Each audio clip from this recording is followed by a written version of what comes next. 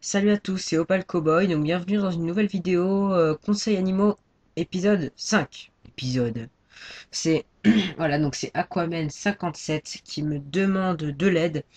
Alors, il a besoin de quelque chose pour son aquarium. Alors, c'est quelque chose d'assez facile, c'est pas grave non plus, mais ça faut en discuter parce que c'est quand même très fréquent en aquariophilie de rencontrer ce problème qui est vraiment parfois très énervant. Si je prends ma caméra et que j'approche des vitres de mon aquarium, vous voyez ça. Des petits escargots collés aux vitres, tout petits, qui envahissent tout. Alors, je vous dis, j'ai eu une période où j'étais envahi. J'en avais partout, partout. Sur cette vitre, on pouvait en trouver plus d'une vingtaine facilement. Partout, ils étaient absolument trop nombreux. Alors en fait, donc j'ai discuté de ça avec quelqu'un avec- que je connais, qui s'y connaît. Donc voilà. Alors, apparemment, ces escargots, il faut pas les écraser. Parce qu'en fait, quand vous les écrasez, il y en a encore plus. Alors non, c'est pas les trucs aliens. Mais c'est qu'en fait, ces escargots naissent à cause de la putréfaction de quelque chose dans votre aquarium. C'est-à-dire quelque chose qui moisit. Donc si vous en écrasez un qui tombe au fond, forcément, comme il va pourrir, le cadavre, eh ben, il y en a d'autres qui vont naître par ce cadavre. Sauf que mes barbus, par exemple, ou d'autres poissons tels que les guppies, par exemple, la plupart des poissons aiment bien en manger. Donc si, voilà, vous prenez votre escargot,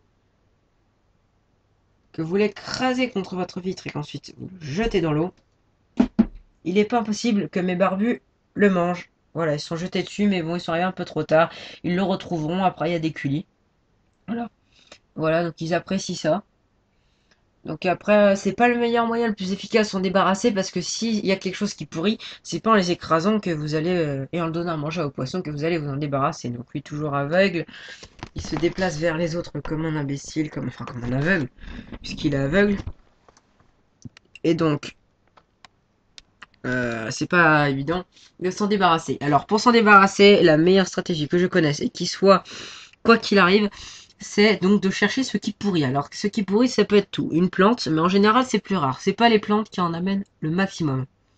Ce qui peut pourrir, c'est des excréments pour poissons qui ne sont pas nettoyés. Il peut aussi y avoir de la nourriture que les poissons n'ont pas mangé et qui pourrit au fond. Ça m'est déjà arrivé de donner trop à manger aux poissons. Donc faites attention de ne pas trop les nourrir non plus, hein, parce que après quand la nourriture n'est pas mangée, forcément ça pourrit. Après il y a aussi des possibilités de cadavres, surtout après une maladie, quand il y a eu des morts, etc. Souvent là ils apparaissent très rapidement. Mais après, ça disparaît parce que voilà, j'en ai moins. Parce que mon aquarium est sain, ça fait un moment qu'il n'y a plus de mort, que tout va super bien. Donc j'en ai plus énormément. C'est impossible de s'en débarrasser à 100%.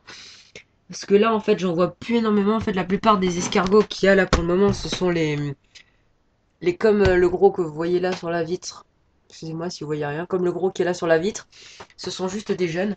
Mais là, celui que j'ai écrasé, c'est que j'en ai trouvé un, mais j'en ai trouvé qu'un seul, quoi. Donc c'est vraiment qu'il y en a très peu. Mais sachez qu'une fois que vous avez rencontré ce problème-là en aquariophilie, vous ne pourrez plus jamais passer à côté. Sachez-le. Et au fait, petite précision, quand vous me demandez des détails pour les vidéos conseils animaux, donnez un maximum d'informations parce que j'ai eu une demande de conseil qui me disait s'il te plaît, Opal Cowboy, aide-moi, j'ai une maladie dans mon aquarium. Oui, une maladie, mais il faut donner plus de précision. Ou alors il y a quelqu'un qui m'a dit aide-moi s'il te plaît, je vais avoir des alevins et j'ai besoin d'aide. Oui, mais il faut préciser les alevins. Quand vous précisez la maladie, il faut dire les symptômes par exemple. Et vous pouvez me décrire, voilà, dites-moi juste les symptômes. Ça suffira. Pour les alevins, vous me dites juste de quelle espèce il s'agit. Sinon, il est évident que je ne peux pas répondre. Parce que les maladies, il peut y avoir plusieurs sortes de choses. On peut agir de plusieurs façons différentes face à plusieurs maladies. Et pareil pour les alevins, on ne place pas pas de la même manière tous les alevins poissons.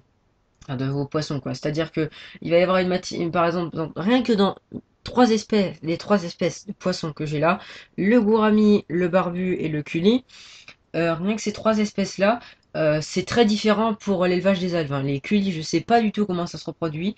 En ce qui concerne les barbus, c'est une ponte en pleine eau dans les feuilles ou voilà, enfin, dans les feuilles, voilà. Donc vous voyez que c'est différent. Donc il faut en général essayer de les isoler, de mettre des billes au fond pour que les autres tombent dedans et pas qu'ils soient mangés. Le gourami lui fait un nid de bulle et il s'occupe tout seul des petits. Donc vous voyez que c'est très diversifié et qu'il faut en effet donner un maximum de précision. Donc j'espère que ça vous aidera, que vous prendrez soin de vos aquariums et que tout va se passer bien. Donc si vous avez d'autres conseils, bah, soyez précis et demandez-moi. Au revoir et à bientôt pour de nouvelles vidéos.